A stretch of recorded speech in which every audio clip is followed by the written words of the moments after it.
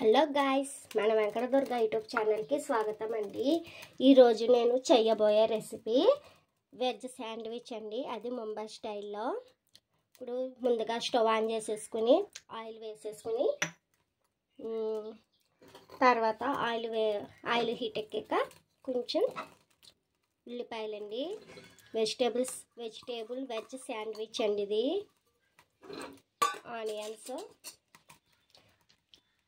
Carrots చూసారా ఎంత స్లైసెస్గా cut చేసుకోవాలండి. ఇంత స్లైసెస్గా కట్ చేసుకుంటే శాండ్విచ్ తిన్నప్పుడు మనకి ఆ ఫీలింగ్, శాండ్విచ్ తిన్న ఫీలింగ్ రావాలండి. అందుకు తర్వాత క్యాబేజ్ అండి. ఇవన్నీ కూడా క్రంచీగానే తగలాలండి. క్రంచీగానే ఉండాలి ఈ కూర. తర్వాత క్యాప్సికమ్ అండి వేసుకొని మనం ఫ్రై చేసుకోవాలండి బాగా. ఫస్ట్ వెజ్ శాండ్విచ్ అన్నాం కాబట్టి శాండ్విచ్లోకి కర్రీ ప్రిపేర్ చేసేసుకుంటే మనం తర్వాత చూసారా ఇందులోని మేడం గారు మరి శాండ్విచ్ అంటున్నారు, కర్రీ మార్చి నీళ్ళు వాడకూడదండి ఇందులో. మరి మాకు ఎలాగండి, ఎలా ఉడుకుతాయండి, ఎలా సాఫ్ట్ అవుతాయని అంటారు కదా వెజిటేబుల్స్. మనం అందుకే టమాటో కెచప్ వాడుతున్నామండి. దీనివల్ల కర్రీ టేస్ట్ వస్తుంది, బాగుంటుంది.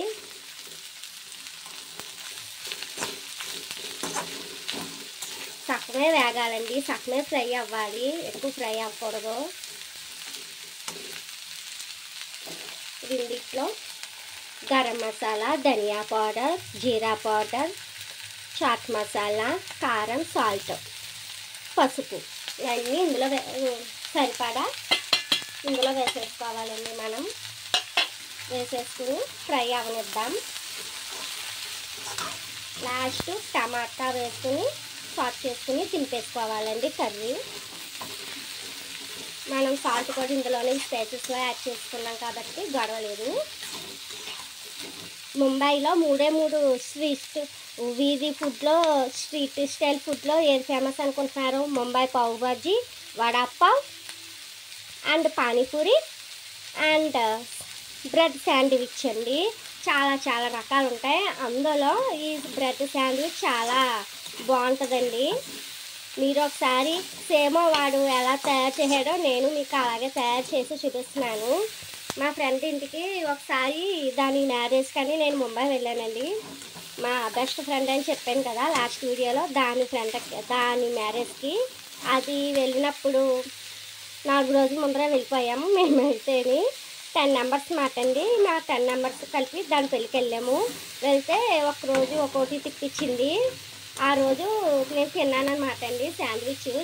చాలా బాగుంది. ఆ అన్నని రిక్వెస్ట్ చేస్తే వాడు ఎలా చేయాలో చెప్పాడు మెనూ మొత్తం. దానికి మీకు తయారు చేసి చూపిద్దాము మన సబ్స్క్రైబర్స్, వెంకటదుర్గ సబ్స్క్రైబర్ యూస్కి అందరికీ అని చెప్పి మనం ఆగుతామా చెప్పండి. అనుకున్నదే తడవుగా చేసి చూపించేద్దామని. ఈరోజు మంగళవారం మా వెజిటేబుల్ మార్కెట్ సెలవండి. కానీ పట్టుబట్టి వెజిటేబుల్స్ అన్నీ కట్ చేసుకుని తెప్పించి మా బ్రో చేత మీకు ఈరోజు ఈ రెసిపీ పరిచయం చేస్తున్నాను. ఇవన్నీ చూసారా, ఇలాగా 3 అంతులు ఫ్రై అయ్యాక టమాటోస్ వేసుకోవాలి. టమాటోలు వేసుకున్నాక కెచప్ వేసుకోవాలండి. మనం మంట లో ఫ్లేమ్లో పెట్టుకుని టమాటాలు అంతసేపు గమ్మునే మగ్గిపోతాయి కదా. మీరు ఎప్పుడైనా శాండ్విచ్ తిన్నారా? తినకపోతే నా వీడియో చూసి చేసుకుని తినండి. ఎలా వచ్చిందో నా కామెంట్ బాక్స్లో చెప్పండి. ఫ్రై అయ్యాక వరకు వెయిట్ చేద్దాం. ఫ్రై అయినంత వరకు ఒక 5 మినిట్స్ టమాటా కచప్ వేసుకుని కలిపేసుకున్నాం కదండి. దీంట్లో మనం ఏ విధమైనటువంటి ఆరిగానో, స్పైసెస్, మసాలా ఎక్కువ వాడట్లేదు. చాలా ఎమ్ముగా ఉంటుంది. ఒకరితో సరిపెట్టుకోమండి, పదే కావాలంటారు. అంత టేస్ట్గా ఉంటుంది. ఇప్పుడు స్టవ్ ఒక్కసారి హైలో పెట్టేసుకుని ఆఫ్ చేసుకుని స్టవ్ సన్నగా తరుపుకుని కొత్తిమీర అండ్ కరివేపాకు ఇవి వేయడం వల్ల ఫ్లేవరే కాదండి టేస్ట్ కూడా రెట్టింపు అవుద్ది మనకి.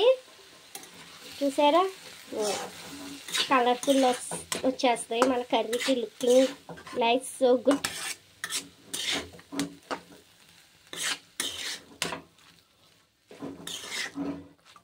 ఒకసారి టేస్ట్ చూడండి. కర్రీ చూసుకుని ఏది తక్కువైతే అది వేసుకోవాలి మనం.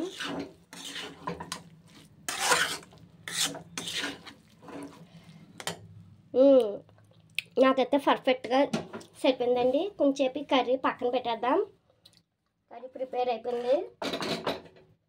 స్టవ్ ఆన్ చేసుకుని పాన్ పెట్టుకుని స్టవ్ ఆన్ చేసుకుందామండి. స్టవ్ ఆన్ చేసుకుని బ్రెడ్కి గీ మన ఇంట్లో ఏది ఉంటే ఎల్లో బటర్ అయినా వేసుకోవచ్చండి బ్రెడ్కి. దెన్ ఎల్లో బటర్ కానీ, వైట్ బటర్ కానీ, వెన్నపూస కానీ, నెయ్యి కానీ ఏది ఉంటే అది వాడుకోవచ్చు. నాట్ అన్ ఇష్యూ అండి. ఇవ్వండి మంట లోలో పెట్టుకుని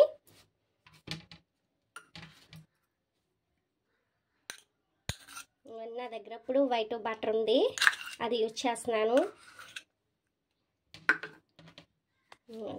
ఒక బ్రెడ్ మీద మిల్క్ బ్రెడ్ అయినా పర్లేదు, మన ఇంట్లో ఏ బ్రెడ్ అవైలబుల్గా ఉంటే ఆ బ్రెడ్తో అవైలబుల్గా మనం చేసుకోవచ్చండి. ఇదండి ఇలా అప్లై చేసుకుని బ్రెడ్కి వెన్నపూస, బటర్, వైట్ బటర్ ఇలా తిప్పుతూ ప్రేమగా సుతారంగా కాల్చుకోవాలండి. స్మూత్ కానీ